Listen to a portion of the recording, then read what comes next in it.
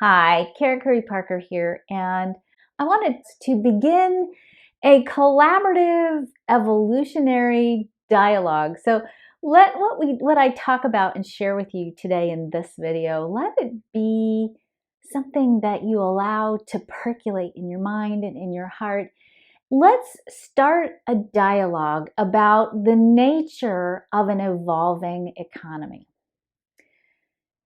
I'm going to start this dialogue first by kind of doing a retrospective on the nature of consciousness and the nature of evolution in consciousness. What we create in our outer reality, the way in which we think, the understandings that we have, even our scientific understandings, are manifestations of our consciousness. As our consciousness grows and evolves, expands, as our collective frequency expands, the nature of how we organize and understand the world changes. Since the late 1600s, we have been in what I will call a cycle of Newtonian understanding. This was based on information that we learned during the scientific revolution, that we learned specifically from Sir Isaac Newton, and everything we learned from this scientific revolution was mostly about the rules and regulations of how the material world operates. We studied matter. We studied the movement and the behavior of matter. And from that understanding, we created systems of awareness that organized the world in a way that made sense according to this degree of consciousness. From this consciousness, we saw the evolution of linear thinking, formulas, sequences. We had rules that dictated how matter behaved, and to a certain degree, our creativity, our human creativity, revolved around our physical will and labor going into the movement of matter as part of the creative process. And it served us well. We created a lot of stuff with this understanding, right? We had an entire industrial revolution because we figured out formulas for how we can put effort into systems, and from those systems create things, right? Like cars and the other things that we create in factories. So this isn't a criticism of where we've been. This is about understanding why we have some of the thought forms and beliefs that we have, and why we are now coming to an evolution of how we synthesize and implement newer ways of understanding the world. In the 1920s, with the emergence of a new field of science called quantum physics, we began to see that the behavior of matter, which was basically what we called collapsed quantum particles, and behavior of the little parts that make up matter was actually pretty different. And so we started to see that subatomic particles and atomic particles, the parts that make up matter, behaved very differently than matter. And it gave us kind of a conundrum because we wanted to have subatomic, smaller particles of matter act like bigger particles of matter. Does that make sense?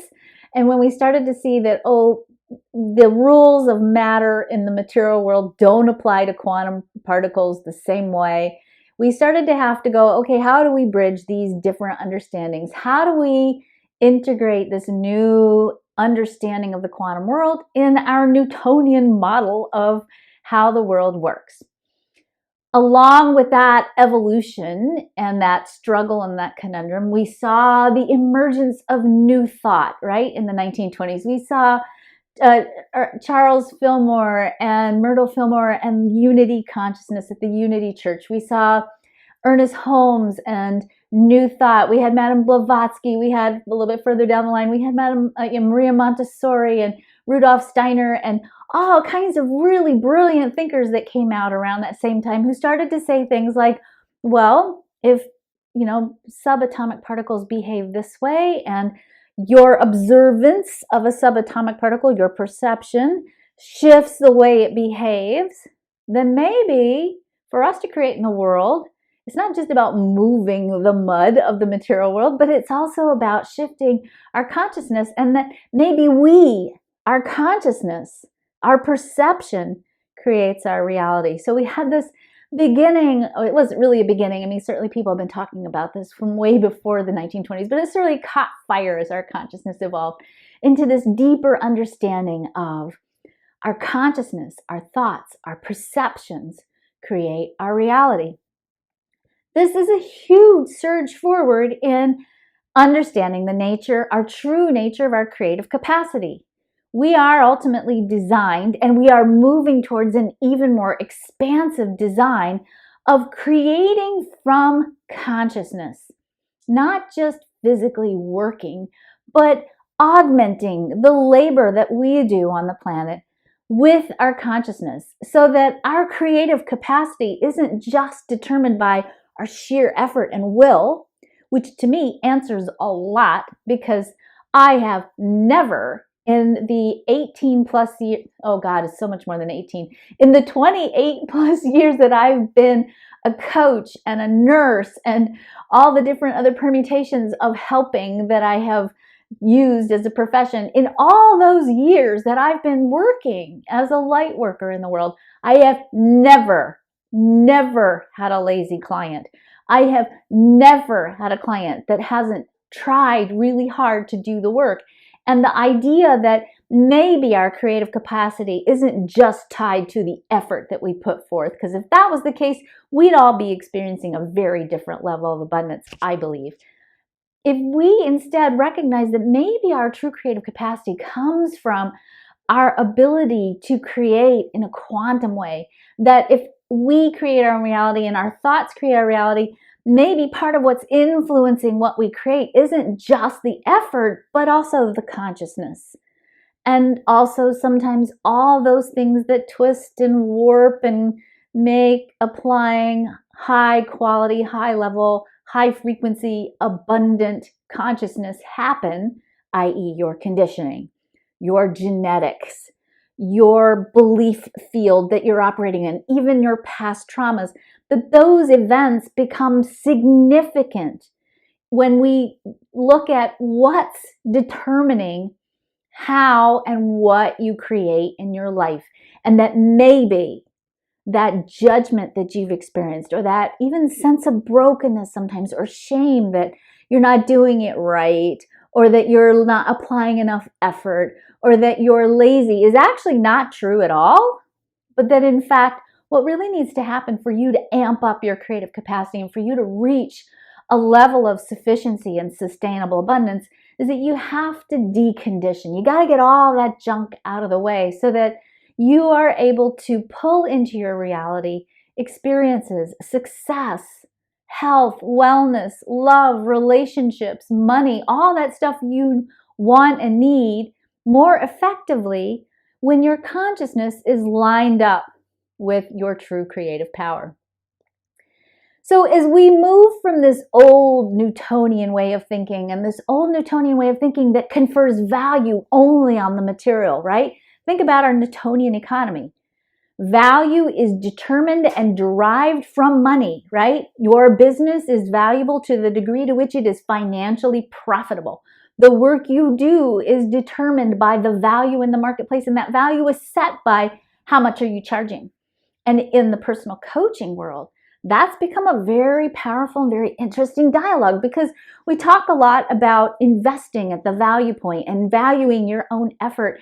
And it gets into this very sticky, conundrum-driven place where we lose connection with the concept that value is not associated with what you do or how much effort you put into it, but that we are each individually valuable because we exist. And that maybe as we evolve into a new level of consciousness, that the economy has to evolve with it. And that the new driving force in a quantum economy becomes a new currency. And that currency isn't money. Not saying, by the way, that you don't need to be supported in your business. You can't do a business in the world if you're not creating the support that you need to stay sustainable in business. And that includes being able to take care of yourself in a nice, good way, like being able to take time off to rest and regenerate, being able to take care of your family, drivers that are important to people. Money is part of that. But the true currency of a quantum business is well-being. That if the goal in business becomes to create as much well-being as possible in the world for yourself, for your clients, for your students, for whoever comes into contact with your business, if your business becomes a place of sacred service to the currency of well-being in the world, then it also changes a little bit the nature of how we work business, how we live business, how we play in the world of business in the world. If you go back and you look at Adam Smith's treatise on capitalism, pure capitalism, modern economists say pure capitalism can't exist, that it has cycles and ebbs and flows, and that what happens sometimes, in a lot of politicians will say the invisible hand in capitalism is the government role in making sure that these fluctuations in business cycles are moderated so that we don't get hit with extremes of like superabundance and then depressions. What if the invisible hand in capitalism, that balancing force in the economy, isn't government subsidies or government support of business, but what if ultimately, and this is highly theoretical and I know it may trigger a bunch of arguments, but what if the invisible hand in capitalism is compassion? And that we redefine in the world of business what it means to be abundant. And if the driver is no longer, let me get as much money as I can, but becomes instead, how much well-being can I create in the world for myself and for others? Maybe when we redefine abundance as being fully supported, when you can say, I have all that I need, that the invisible hand of compassion says, I have enough. Thank God, I have enough. How can I use what I have from a compassionate place to grow and expand the blessings, the sufficiency, the abundance of others? Let me share what I have so that we all have enough. In an evolving world, especially an evolving world facing some of the challenges facing humanity, I will argue that this becomes the new way of doing business in the world. That the driver for business becomes how much well-being can I create, and when I am completely sufficient and I'm able to sustain myself in an enduring way, how can I take whatever extra I have to support the increase of well-being of others? How can I share what I have so that we all have enough? This is not communism. This is not any model I think that we've seen yet on the planet. And I want to experiment with this model because I think truly this model is the most meaningful model we can create in the world right now. I've never, as I said, never had a lazy client, and I've never seen a bad human design chart. But I have seen people who are stuck sometimes and can't get to the level of abundance that they're imagining because of that stuck piece. And how can I, as a business person, turn a blind eye to them and say, well, they can't afford my services. Well, maybe they won't ever be able to afford my services if they don't get the services that I have to offer, because this is what's necessary to increase their well-being. And in the process of me giving them that experience, some of you, that experience, not only are you increasing your capacity to create well-being, I'm also receiving well-being, by the way. I'm in business because there's nothing greater to me than to see my clients expand their capacity for well-being, break free from some of the old conditioned patterns that maybe are holding them back. I know what it feels like to be stuck. I've been bankrupt. I've been over $80,000 in debt. I've been divorced. I've been a single mom by myself, raising 4 kids and putting them through college by myself, doing this work. I've definitely robbed Peter to pay Paul. I have definitely ended up at the beginning of some years with literally one year 23 cents to my name and had to figure out how I was going to pay rent within 24 hours, and have to kind of create stuff out of thin air.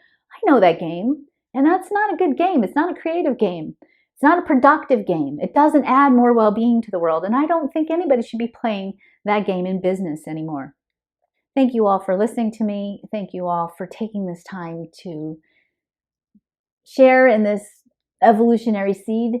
And most importantly, thank you all for trusting me to be a teacher to you, somebody whose value I hope you get and that you implement deeply into your own life. My intention for this work has always been and will always be to support you in becoming who you are, the full manifestation of the truth of who you are, so that you can do for the world what you came here to do and serve the world in the way that's right for you.